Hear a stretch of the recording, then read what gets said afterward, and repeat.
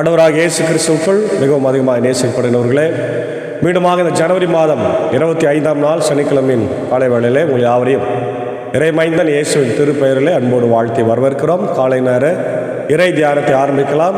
நமது ஆரம்பம் பிதா குமாரன் பரிசுத்தாவின் நாமத்தில் உள்ளது. ஆமேன். ஜெபிப்போம். சர்வ வல்லமையும் மிகுந்த இரக்கமும் கிருபை நிறைந்த எங்கள் அன்பின் பரலோக பிதாவே, இந்த ஆசீர்வாதமான மகிழ்ச்சி நிறைந்த காலை வேளைக்காக ஆண்டவரே நன்றி செலுத்துகிறோம். கடந்து போன இரவு முழுதும் கிருபையாக எங்களை காத்து வழி நடத்தினீர். இந்த காலை நேரத்தில் ஜீவனோடு எழுப்பியிருக்கிறீர். நன்றி ஆண்டவரே. இந்த நாளிலும் இந்த காலை நேர தியானத்தை ஆசீர்வதிங்க. இந்த நாளின் இறை செய்தி, பாடல் வேலை, ஜெப வேலை எங்களுக்கு ஆசீர்வதித்து தாருங்க. இதை கேட்டு பயன்பெறுகிற எல்லா மக்களுக்கும் ஆண்டவரே உடைய இறை ஆசிரியர்களை தந்து நீர் வழிநடத்த வேண்டும் என்று ஜெபிக்கிறோம். அடியாரையும் இந்த குழுவை நீர் எடுத்து பயன்படுத்தும். கேட்டு பயன்பெறுகிற எல்லா மக்களையும் நீர் ஆசீர்வதியும். இயேசுவின் மூலம் ஜெபிக்கிறோம் நல்ல பிதாவே. ஆமேன். இந்த காலை நேரத்தில் நீர் மாத்திரம் போதும் என்ற பாடலை சாரோடு இணைந்து நாம் பாடுவோம்.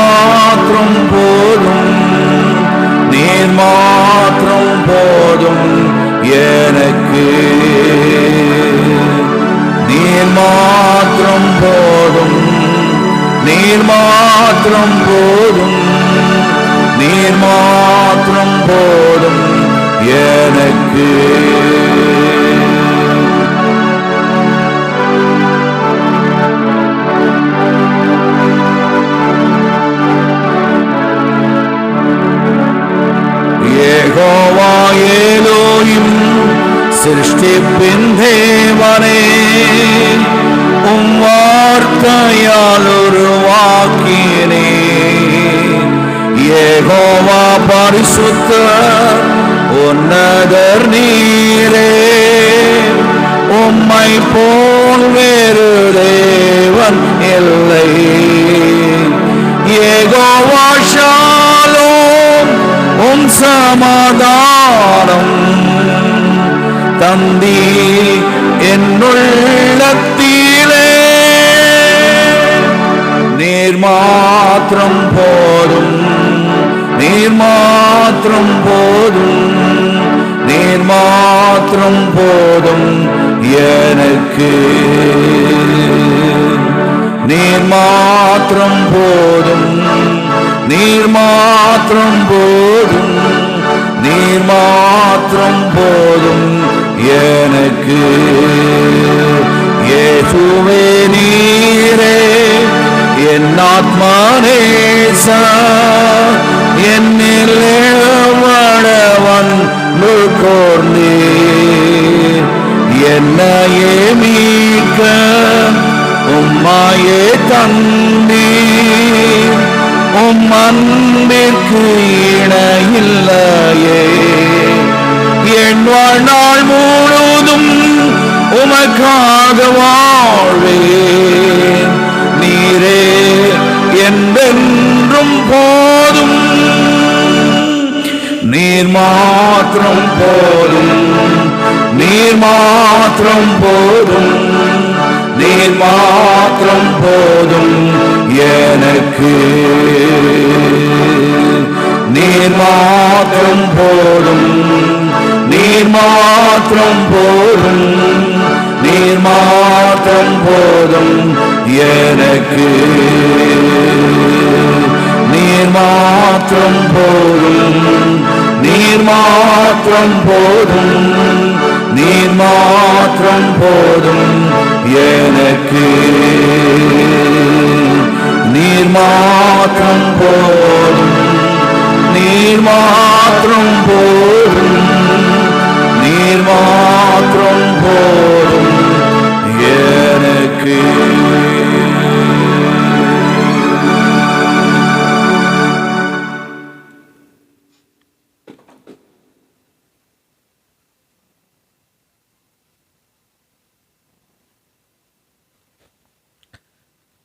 கிறிஸ்து இயேசுவில் அன்பான தேவனுடைய பிள்ளைகளே, மீண்டுமாக உங்கள் யாவரையும் இறைமைந்தன் இயேசுவின் திருப்பெயரிலே இந்த மகிழ்ச்சியும் ஆசீர்வாதம் நிறைந்த காலை வேளையிலே, குறிப்பாய் ஜனவரி மாதம் 25ஆம் நாளிலே உங்களை சந்திப்பதில் மிகுந்த மகிழ்ச்சி அடைகின்றோம். இந்த காலை நேரத்திலும் நாம் தியானிக்கும்படியாய் தெரிந்து கொண்ட கடவுளுடைய வார்த்தை, அது ரோமர் 12ஆம் அதிகாரம் 9 முதல் 21 வரை உள்ள வசனங்கள்.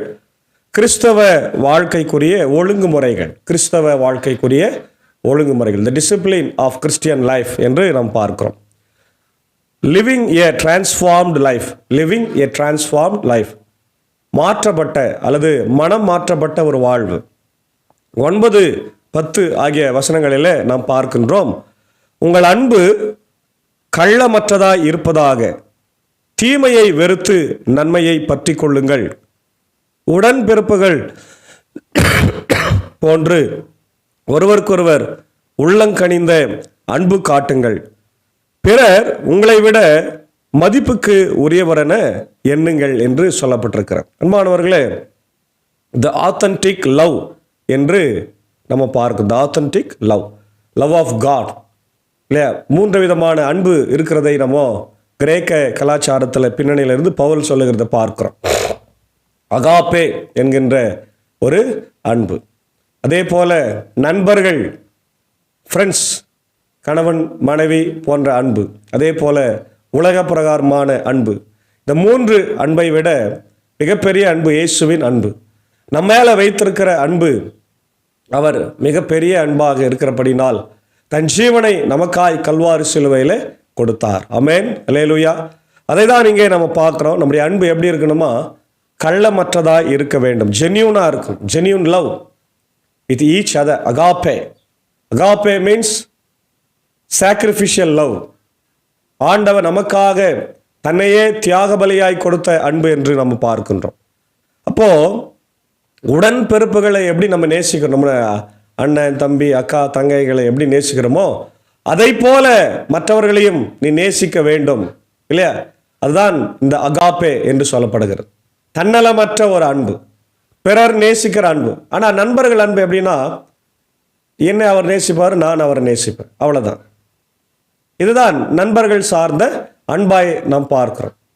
கணவன் மனைவி காதலர்கள் அன்பு, உலக பிரகாரமான அன்பெல்லாம் ஒருவருக்கொருவர் அதிகமாய் காமத்தை நேசிக்கிற அன்பு. அந்த அன்புக்கும் உலகத்துக்கு தான் சம்பந்தமே தவிர தெய்வீக அன்புக்கு அதுக்கு சம்பந்தமே இல்லை. அதுதான் இங்கே நம்ம பார்க்குறோம். அதுதான் பவுல் சொல்கிறார்.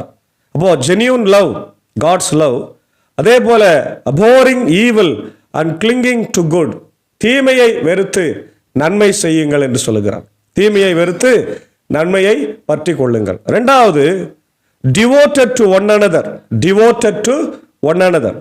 10-13 வசனத்தை நம்ம தான் பார்க்குறோம். விடாமுயற்சியோடும் ஆர்வம் மிக்க உள்ளத்தோடும் ஆண்டவருக்கு பணிபுரியுங்கள், எதிர்நோக்கி இருப்பதில் மகிழ்ச்சி கொள்ளுங்கள்,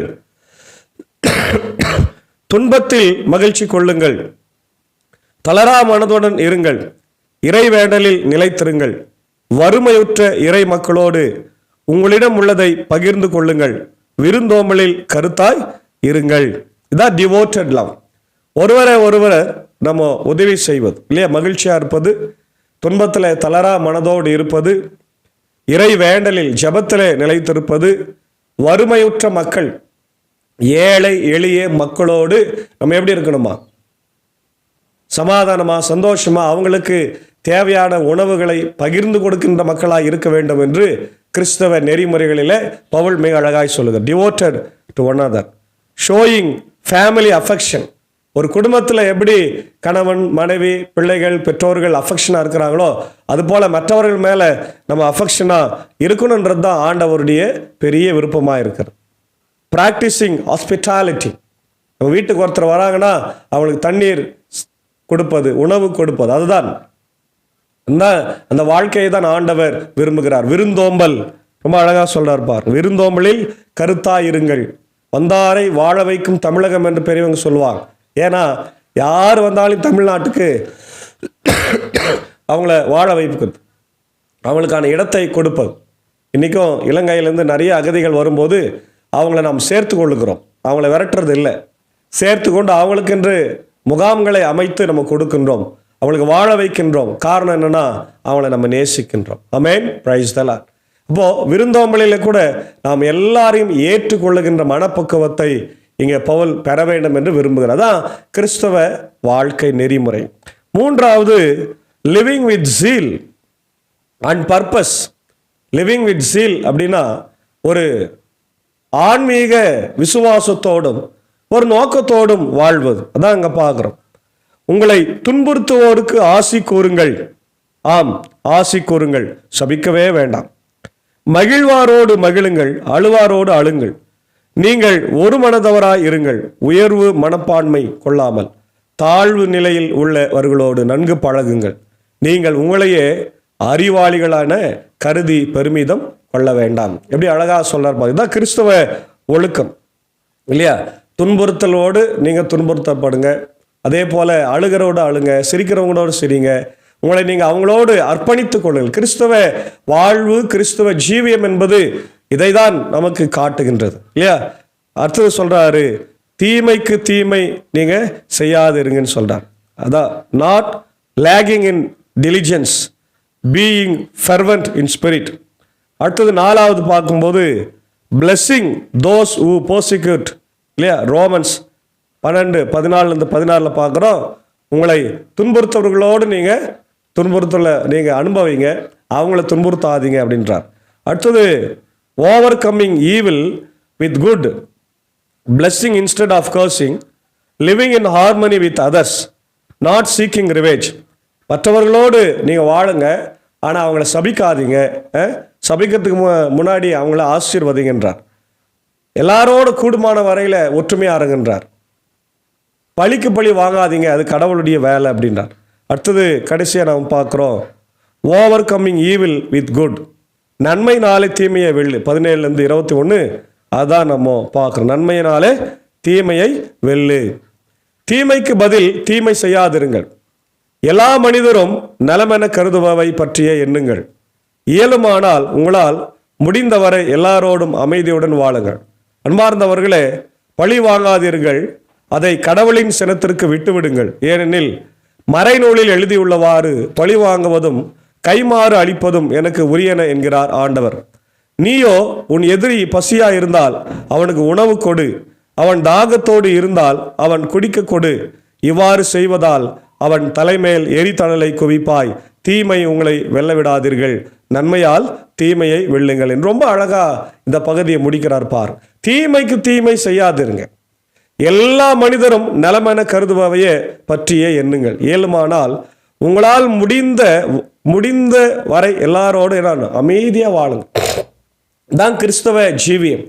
கிறிஸ்தவ ஜீவியத்தில் இப்படிப்பட்ட ஒரு வாழ்வு இல்லை என்று சொன்னால் நாம் வாழவே முடியாது. அதான் இங்கே நம்ம பார்க்குறோம். அமைதியுடன் வாழுங்கள்.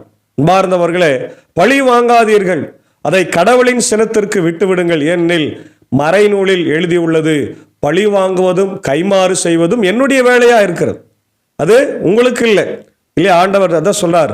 நீயோ உன் எதிரி பசியா இருந்தால் அவனுக்கு உணவு கொடு, அவன் தாகத்தோடு இருந்தால் அவனுக்கு குடிக்க கொடு. அவன் இவ்வாறு செய்வதால் அவன் மேல என்ன பண்ற? நீ எரிதழலை குவிப்பாய். தீமை உங்களை வெல்ல விடாதீர்கள், நன்மையால் தீமையை வெல்லுங்கள் என்று மிக அழகாக இங்கே பவுல் கிறிஸ்தவ வாழ்வை சொல்லி முடிக்கின்றதை நம்ம பார்க்கின்றோம். அன்பான தேவனுடைய பிள்ளைகளே, நாமும் கூட இந்த நாளிலே கிறிஸ்தவ வாழ்வை நம்ம வாழ்ந்து ஆண்டவருக்கு அஞ்சி நடந்து அவருடைய மக்களாய் இந்த உலகத்தில் சாட்சிகளாய் வாழ கடவுள் நம்ம அழைக்கிறார். பாருங்க, இயேசு ஆண்டவர் இந்த உலகத்தில் வாழ்ந்த போது தீமைக்கு தீமை செய்யாமல் இருந்தார், நன்மை தான் செய்தார். இல்லையோ, சிலுவையில் தன்னை அர்ப்பணித்து நமக்காய் தொங்கிக் கொண்டிருக்கிற போது கூட தன்னை அடித்தவர்களை, சிலுவையில் அவரை கொன்றவர்களை கூட என்ன பண்றாரு? பிதாவே இவர்களுக்கு மன்னியும் என்று சொல்லி மன்னிக்கின்றதை நம்ம பார்க்கிறோம். வலதுபுறத்தில் இருக்கிற கல்வனுக்கு பரதீசை உடனடியாக கொடுத்ததை நம்ம பார்க்கிறோம். ஆகவே தேவனுடைய பிள்ளைகளை, இந்த காலை நேரத்தில் நாமும் நம்முடைய கிறிஸ்தவ ஜீவியத்தில் ஒழுக்கமாக நெறிமுறைகளை பின்பற்றி தீமைக்கு தீமை, இல்லையா, கண்ணுக்கு கண் பல்லுக்கு பல் என்ற அந்த சித்தாந்தங்களை விட்டு விட்டு புதிய மனிதர்களாய் இந்த புதிய வருஷத்தில் வாழ்ந்து ஆண்டவருடைய நம்ம பிள்ளைகளாய் அவருக்கு சாட்சியாய் வாழ தூய ஆவியானவர் தாமே இந்த நாளிலே நம்மை வழிநடத்தி காப்பாராக. ஆமேன். ஜெபிப்போம். துதிகளின் மதிலே மகிமையோடு வீற்றிருக்கிற எங்கள் நல்ல ஆண்டவரே, எங்கள் ராஜாதி ராஜாவே, கர்த்தாதி கர்த்தாவே, இந்த ஆசீர்வதிக்கப்பட்ட மனமகிழ்வான ஆண்டவரே, காலை வேளைக்காய் நன்றி செலுத்துகிறோம். கடந்த போன இரவு முழுவதும் கிருபையா எங்களை காத்து வழி நடத்தினீர். இந்த நாளிலே கிறிஸ்தவ ஜீவியம் என்றால் என்ன, நாங்கள் எப்படி வாழ வேண்டும் என்கின்ற சிந்தனைகளை இந்த நாளில் பவுல் வழியாக எங்களுக்கு சொல்லியிருக்கிறீர் ராஜா. இந்த வார்த்தைகளை நாங்கள் எப்பொழுதும் மறந்து போகாமல் ஆண்டவரை உமக்கு சாட்சி உள்ள பிள்ளைகளாய் வாழ தூய் ஆவியானவர் எங்களை பலப்படுத்த வேண்டும் என்று நான் ஜெபிக்கிறோம். ஏனென்றால் இன்றைக்கு சாட்சி இல்லை, எங்கள் மத்தியிலே சாட்சி இல்லாதனால கிறிஸ்தவ ஆண்டவரே மக்களை எல்லாரும் இன்றைக்கு மதிக்காமல் இருக்கிறதை நாங்கள் பார்க்கிறோம். எங்களுடைய ஆண்டவரே, இதோ திருச்சபைகளும் இன்றைக்கு சாட்சி இல்லாத திருச்சபைகளாக, என்னுடைய ஸ்தாபனங்களும் சாட்சி இல்லாத ஸ்தாபனங்களாக இருக்கிறபடினாலே ஆண்டவரே, இன்னைக்கு திருச்சபை வளர முடியாத ஒரு சூழ்நிலையில் இருக்கிறது. இப்படியெல்லாம் நாங்கள் இல்லாமல் ஆண்டவரே வசனத்தில் சொல்லப்பட்டபடி நாங்கள் வாழ ஆண்டவர் எங்களுக்கு கிருபை தார். முடி தூய ஆவியானவர் எங்களை பலப்படுத்த வேண்டும் என்று கெஞ்சி மன்றாடும். இதை கேட்டு பயன்பெறுகிற அகில உலகத்தில் இருக்கிற மக்கள், இந்தியாவில் இருக்கிற மக்கள், இவருடைய திருச்சபையின் மக்கள், ஐஎல்சியின் மக்கள் யாவரையும் கர்த்தர் நீர் ஆசீர்வதித்து வழிநடத்த வேண்டும் என்று கெஞ்சி மன்றாடும். இந்த நாளில் கூட இந்த ஊழியத்தில் எங்களோடு இருக்கிற அன்பர் சாருக்காக, ஏஞ்சக்காவுக்காக, அன்பான பிள்ளைகள் மாத்தாள் மரியாளுக்காக ஜபிக்கிறோம். கால சீதோஷண மாற்றத்தில் ஏற்படுகிற பலவீனங்களை இந்த தேவன் மாற்றுங்க ஆண்டவரே. இதோ இந்த ஊழியத்தில் இசையோடு பயணித்து கொண்டிருக்கிற சாக்கு சாருக்காக, டீச்சருக்காக ஆண்டவரே, அடியனுடைய குடும்பத்திற்காக ஜெபிக்கிறோம். கர்த்தர் ஆசீர்வதிங்க, வழி நடத்துங்க, தேவையை சந்திங்க. குறிப்பாக இந்த நாளிலே ஆண்டவரே பிறந்த நாட்களை நன்றி செலுத்துகிற ஆண்டவரே என்னுடைய அன்பு சகோதரரும் நண்பருமாக இருக்கிற பிராங்க்லின் வசந்தகுமார் குவைத் அவருக்காகவும் அவருடைய அன்பு மனைவி பிள்ளைகளுக்காக ஜெபிக்கிறோம். எல்மாங்குப்பம் பெத்தேல் உத்தரன் திருச்சபை சார்ந்தவர்கள் ஆண்டவர் தூர தேசத்தில் இருக்கிறார்கள், நன்றி செலுத்துகிறோம். ஆசீர்வதி வழி நடத்தும். அதே போல இவருடைய போதகர் பயிற்சியில் ஆண்டவரே படித்து கொண்டிருக்கிற திரு பால் தீபன் பயிற்சி ஆயர், அவருடைய அன்பு மனைவி திருமதி தேவ கிருபை பால் தீபன் அவர்களுக்கு ஜெபிக்கிறோம். அவர்களையும் ஆசீர்வதியும். இந்த பிறந்தநாள் அவர்களுக்கு ஆசீர்வாதமாக இருக்கட்டும். விசேஷமாக ஆண்டவரே ஒரு ஸ்பெஷல் சகோதரியாக எங்களை எப்பொழுதும் ஆண்டவரே வழி நடத்துகின்ற, ஆலோசனை சொல்லுகின்ற என்னுடைய ஒசூர் ஆண்டவரை திருச்சபை சார்ந்த என்னுடைய பியூலா தென்னரசனன் ஆண்டவரை அக்காவுக்காக நான் ஜெபிக்கின்றோம். கடந்த 23ஆம் தேதி தன் பிறந்தநாளை கண்டு நன்றி செலுத்தியிருக்கிறார்கள். ஆண்டவரே, இதோ அன்றைக்கு வாழ்த்த முடியாத ஒரு சூழ்நிலை, இதோ இப்பொழுது நாங்கள் அக்காவை வாழ்த்துகிறோம். அக்காவுக்கு நல்ல சுகத்தையும் பலத்தையும் நீடித்த ஆயுசு நாட்களை தார். நாங்கள் ஜெபித்தோம். ஆண்டவரே, அவர்களுக்கு ஏற்ற வேலையில் நல்ல ஒரு பணியை தந்திருக்கிறீர். அந்த பணியினாலே தொடர்ந்து அவர் வாழ்க்கை முன்னேற கிருபை தார். அவருடைய அன்பு கணவர் தென்னரசன் அண்ணன் அவர்களையும் அன்பான 2 பிள்ளைகளையும் ஆண்டவரை ஜெனிகா ஜெபிக்கிறோம். பிள்ளைகளை ஆசீர்வாதிங்க, அவங்க தேவைகளை இறைவன் பரத்திலிருந்து சந்திக்க வேண்டுமா ஜெபிக்கிறோம். அக்காவனுடைய வாழ்வு ஆசீர்வாதமாய் அந்த ஆண்டவரே ஒசூர் ஆண்டவரே திருச்சபையில் இருக்கிறத நாங்கள் பார்க்கிறோம். அவர்கள் மாதர் சங்கத்திலும் சண்டே கிளாஸிலும் ஊழியத்தை செய்கிறத பார்க்கும். தொடர்ந்து ஆண்டவரே அவர்கள் ஊழியத்தை செய்து உமக்கு சாட்சியாக இந்த இடத்துல வாழ கிருபை தாரும். இன்னும் யாரெல்லாம் பிறந்த நாளை திருமண நாளை காணுகிறார்களோ எல்லாரையும் கர்த்தர் ஆண்டவர் இந்த நாளிலே ஆசீர்வதியும். பலவீனமாக இருக்கிற என்னுடைய அன்பான ஆயர்கள் ஆண்டவரே உதயநேசன் ஐயருக்காக, நிக்சன் ஐயருக்காக, ராஜ்குமார் ஐயருக்காக, என்னுடைய அருமையான தீபா ஏழுமலை ஆண்டவரே வனஜாமா ஆலன் ரஃபியா அவர்களுக்காக ஜெபிக்கிறோம். ஆண்டவர் பலவீனமாக இருக்கிற எல்லாரும் என் தேவன் கண்ணோக்கி பாருங்க, அவர்கள் நல்ல சுகத்தையும் பலத்தையும் தந்து நீர் வழிநடத்த வேண்டுமா ஜெபிக்கிறோம். இப்படி தாய் திருச்சபையாகிய இந்திய சுவிசேஷ லுத்தரன் திருச்சபை 3 சபை சங்கங்கள், போதகர்கள், ஊழியங்களுக்காக ஜெபிக்கிறோம். ஸ்தாபனங்கள், பள்ளிக்கூடங்கள், பூட்டி இருக்கிற பெதஸ்தா மருத்துவமனைக்காக ஜெபிக்கிறோம். கர்த்தர் வழி நடத்துங்க, தேவைகளை சந்திங்க. தொடர்ந்து ஆண்டவரே நாளை தினத்தில் உடைய ஆலயத்தில் வந்து உடைய வசனங்களை கேட்க, குறிப்பாக ஆண்டவரே இதோ எங்களுடைய இந்திய தேசத்தினுடைய குடியரசு திருவிழாவை நாங்கள் மிக சிறப்பாய் கொண்டாட இருக்கிறோம். கான்ஸ்டியூஷன் ஆஃப் இந்தியா என்று சொல்லப்படுகின்ற டாக்டர் அம்பேத்கர் அவர்கள் இந்த கான்ஸ்டியூஷனை கொடுத்து எங்களை ஆண்டவரை வழிநடத்தினார். இப்படி தான் வாழ வேண்டும், இந்த சட்டத்திட்டங்களின்படி வாழ வேண்டும் என்ற சட்டங்களை வகுத்து கொடுத்திருக்கிறார். நன்றி செலுத்துகிறோம். தொடர்ந்து நாங்கள் அதை பின்பற்றி இந்த உலகத்தில் ஆண்டவரை இந்தியாவை கட்டி எழுப்ப கர்த்தர் நீர் கிருபைத்தார். துதி கன மகிமை உமக்கே செலுத்துகிறோம். இறை மைந்தன் இயேசுவின் மூலம் ஜெபிக்கிறோம் நல்ல பிதாவே, ஆமென். நமது ஆண்டவராக இயேசு கிறிஸ்துவின் கிருபை, பிதாவாக தேவனுடைய அன்பு, பரிசுத்த ஆவியின் ஐக்கியம் இந்த நாளிலே நம்முடையவரோடு கூட இருப்பதாக. ஆமென்.